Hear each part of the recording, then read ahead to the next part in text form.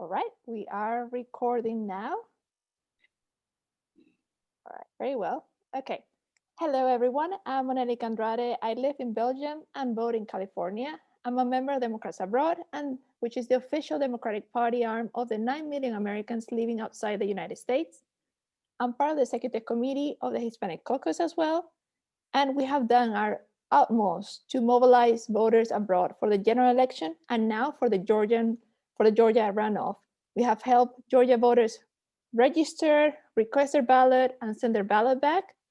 And we know Americans abroad can be the margin of victory. In fact, Georgia counted around 17,000 votes from abroad at the November general election. Now, 17,000. And guess what the margin was? 12,000.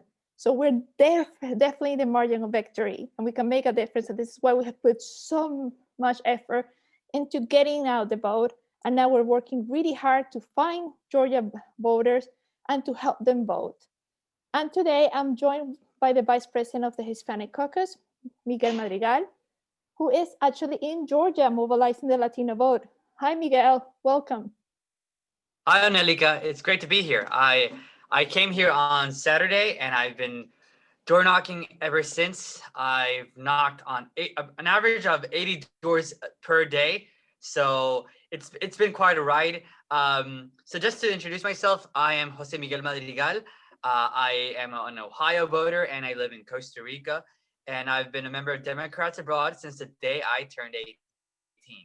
I am currently the vice chair of the Democrats Abroad Hispanic Caucus. I'm a member of the Democrats Abroad Youth Caucus. I am the treasurer of Democrats Abroad Costa Rica, and I'm the deputy regional vice chair for Democrats Abroad in the American continent. And this year, with Onelica, we were both delegates to this year's Democratic National Convention that was supposed to be in Milwaukee, but it ended up being virtual. So that's a little bit about me. So today we are joined by Deborah, and she's a very special guest from Georgia. Debra Gonzalez will be the district attorney for Georgia's Western Circuit District. Debra Gonzalez is the first Latina to be elected district attorney in Georgia. She is also the first woman to become district attorney for the circuit and the first Puerto Rican woman in the country to be elected as district attorney. Deborah ran as progressive candidate for the Democratic Party, defeating James Chafin with 51.66% of the vote.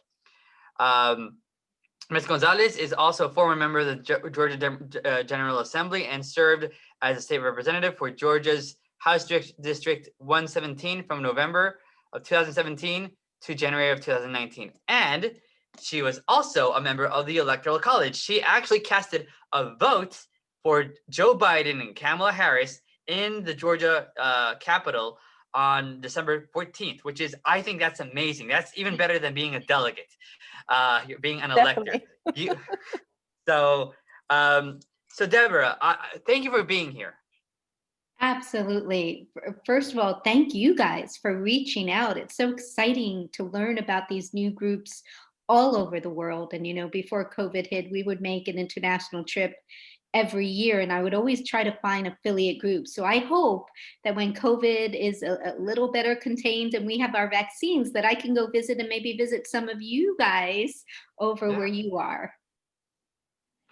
That would be awesome. We would receive you in Costa Rica with open arms, and you'll be, or you can visit Belgium with Onelica. Who knows? It's not as warm and attractive, but there's chocolate, there's waffles, there's beer. Yes, there you go. So Deborah, you won one of the biggest victories in November. It was a historic victory. We congratulate you on winning. Can you tell us about your journey to become district attorney, and what motivated you to run? How was the race in general? I mean, running a race in Georgia is not easy, right? So can you tell us a bit about that, please?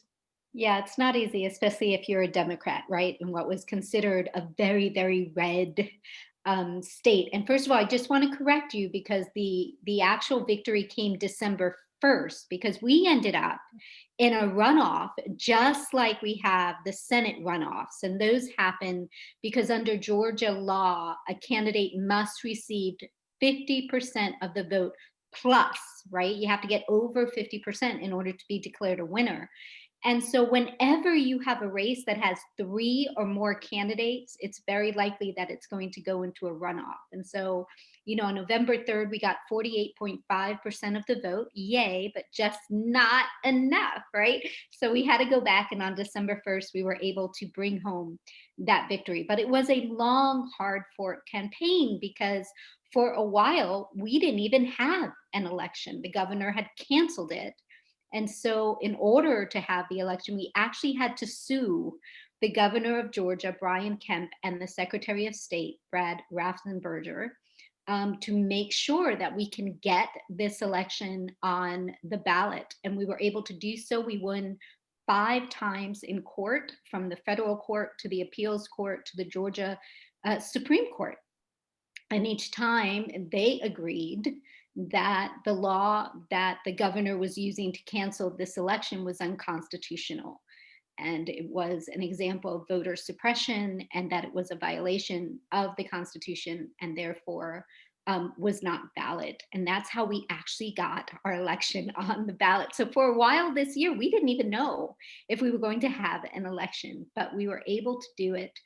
I decided to run for DA because when I was a state rep, I was appointed to a committee called the Judiciary Non-Civil, and that's where we discussed all potential bills dealing with the criminal law, including, drugs like marijuana, including immigration, all of these things that were really important in the community. And I knew that I wanted to keep serving the community, but I wanted to see how I could do it that was much more direct than just being a state representative. And that's what being the DA allows me to do, is really, I can still do the policy work that I was doing as a state rep, but I can also affect what happens in our community day to day by the policies and procedures that I implement through this office, which is, the state representation in criminal cases. And so a lot of people don't understand what the DA does. They don't realize what it is. They don't even realize that you have to be elected for it, because we've had so many who were appointed by the governor. But it really is an important position that is accountable to the people. That's what people forget. They vote for this. And so this person is accountable to them. This is the person who is the gatekeeper to the criminal legal system, and so has such a role to play in addressing things like systemic racism, where we see Black and brown people, African Americans, Latinos, who are oppressed by this system. And that's why it was so important when I was looking how to serve and looking where I can make the biggest difference. I decided that the DA was a seat that, first of all, there was no representation. There had never been a Latino DA in the history of Georgia. And in my circuit, there had never been a female. There had never been a minority in that position. And without that representation, we will not be able to address some of the very important issues that we need to. And so that's why I decided to run, and I ran as the people's champion because I won them back the election from the governor. And I will continue to be the people's, DA in doing this. So a lot on my platform talks about transparency, accountability, and especially one of our biggest priorities is investing in our youth. Thank you, Deborah. And that's very nice to hear that, you wanted representation, and representation means a lot for people. I think we need more people of color in higher positions to have that reflection and to actually allow ourselves as minorities to see that, we can go there. That's also an opportunity, and that's also a career path for some, because I think for many Latinos, many of Black people, they don't think this is a path that is even doable for them. Yeah. That's so true. I can remember being involved with sort of a young Latina girls group and just going to speak to them. And the fact that my name is Gonzalez, right? That they can see that and say, oh my God, she's one of ours. We can do what she did. right? And I also remember one Hispanic Heritage Month, one of the elementary schools here dressed up the kids as their different role models, and one little girl dressed up as me. Great. And so that was really cool in a way, and a surprise as to think of, oh, so now that's the way they see me, right? And that brings a big responsibility to be able to shoulder that I'm a Latina representing so many others, and a hope for our kids to say, I can be DA, I can be a lawyer, I can be a judge, right? That's a big deal when they haven't seen that before. Indeed, I think it is very meaningful. And I think earlier this month, we were speaking to Deborah Gonzalez, who's the CEO of GALEO, the Georgia Association of Latino Elected Officials. And he explained to us that actually, Georgia is among the top 10 states with the largest Hispanic populations. And, Hispanics represent 9% of the population in Georgia, but we haven't seen that many Latinos running for office in Georgia quite yet. Could you talk to us a bit about, what are the struggles that some Latinos might face when they're trying to run for office, and some of the struggles you yourself face? Yeah, so I think that's such a great question, because on one hand, almost 1 million Latinos here, and yet, when we look at elected officials, how very few of us are there. And I think there's a few reasons for that. Number one, we're in Georgia, where it really looks at race relations almost being black and white. And I can remember when I decided to run for state representative, I believe he was well-meaning, but a former congressman who happens to be white came and told me, you're not black, you're not white, you're other, you can't win. Right? I mean, he just basically said, you can't win because, nobody relates to you. And I was so happy that I could, sort of prove that wrong. But there is also, racial discrimination against Latinos here. So again, during my first campaign, I can remember, political consultants telling me, you need to take your husband's last name. My husband's last name is Scott. You need to take out Gonzalez. You need to downplay that. And I was like, but wait a minute, I don't know a Deborah Scott. Deborah Scott doesn't exist. I am Debra Gonzalez. I have done everything my whole life. And I can remember talking to my parents and saying, what do you think about this? And my mother sort of said, look, we need you in that office. If that's what it will take for you to win, change the name. And my husband was like, no, that's not who you are, right? And so it took a month of me fighting to keep my name, right? As running. And so those are things that, a lot of other kind of candidates, white candidates, black candidates won't deal with. But, I've had colleagues who are African-American women being told they had to wear a wig to hide the type of hair that they have, or if it's too curly or nappy, or the braids that they're wearing, right? And again, when you talk in the political sphere about who's electable, right? We heard a lot about who's electable. Women are not electable. Well, actually, if you look at the research, we're as electable as anybody else, and we tend to win more. Right? We tend to win more. The problem is we're not running more, right? And we need Latinos to step up and run. The other thing is that the system is not built for minorities to run for office. To run for office, you need to have a support system that includes financial support. Who takes care of the kids when you're out there campaigning, right? All of a sudden now you have to pay for childcare. We just got a couple of decisions in New York that says a female candidate can use campaign funds to pay for childcare, but that's new. Before, we couldn't do that. So who would take care of them? Many times as a woman, we would have to bring our kids to these campaign events, right? And do that split. Whereas a man, a male candidate would go, it was just him. And yeah, he'd show his family, but that's a nice photo op, right? It's not like that's going to be a burden to him to do the job. And we've seen that used against women that, oh, look, she has kids, so she can't be this dedicated public servant. Well, he had kids too. Why isn't that a problem for him?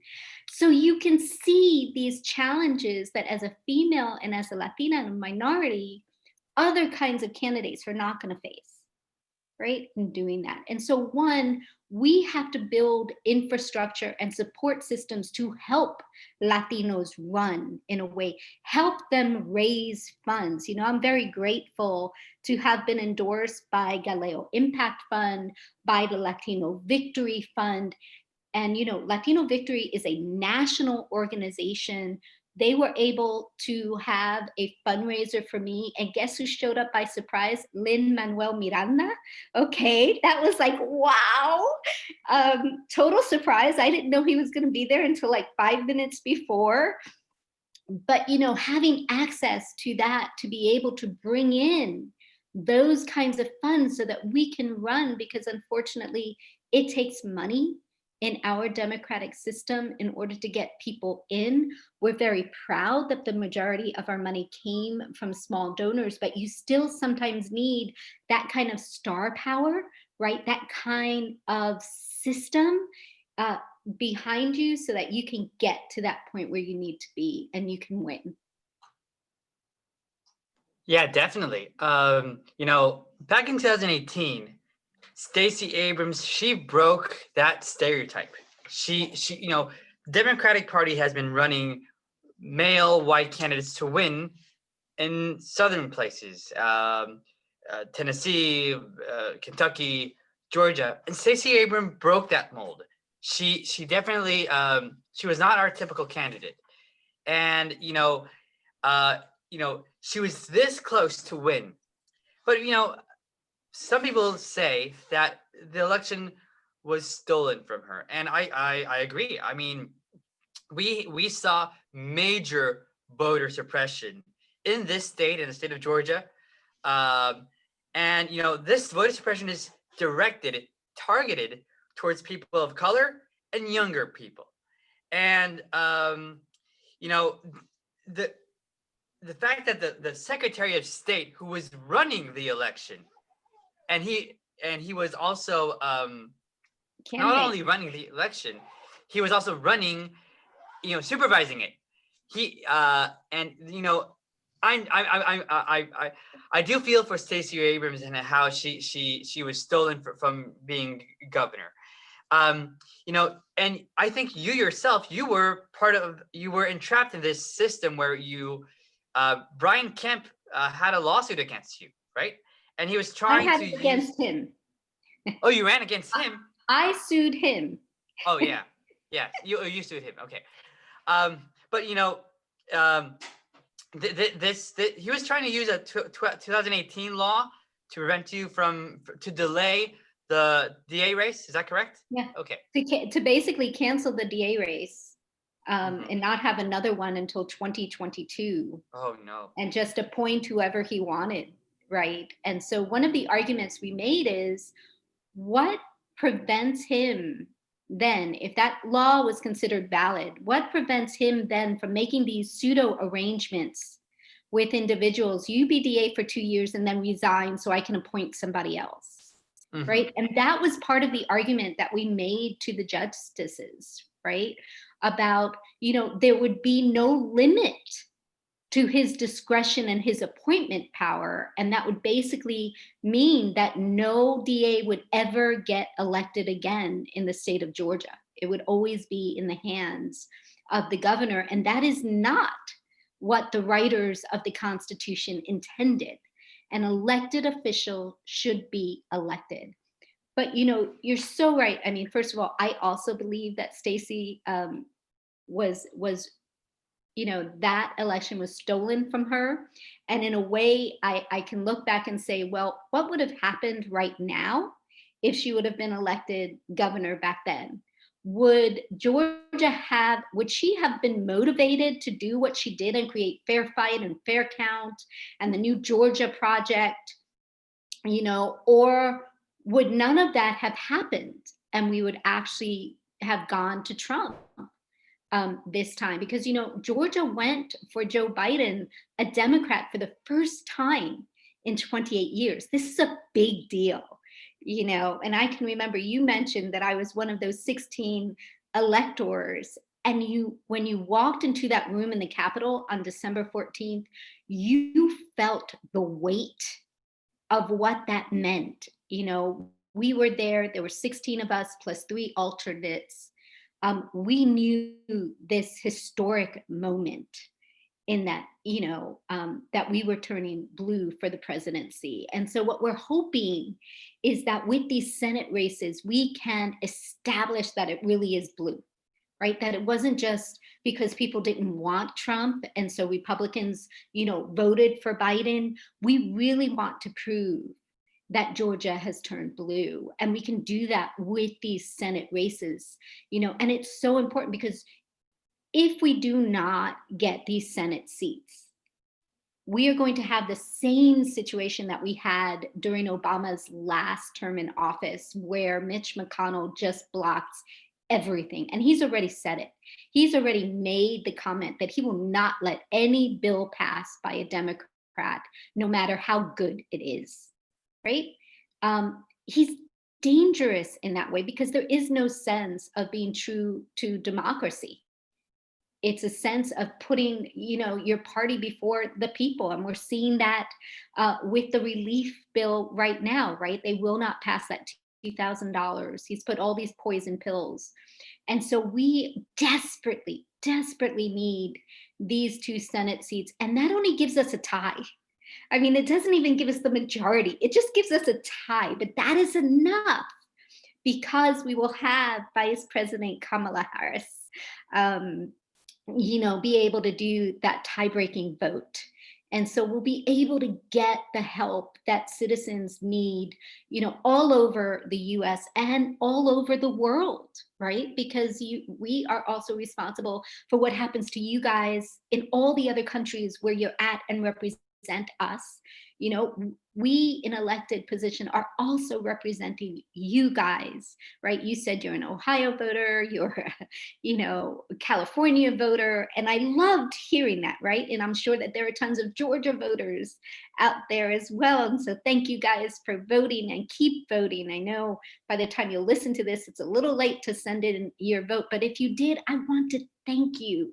I want to thank you because every vote is that essential, especially in a runoff. We have this sort of tidbit that says, Democrats don't vote in the runoff. Well, we've proven that wrong on December 1st, right? We had great voter turnout for my election. That's the reason why I got elected.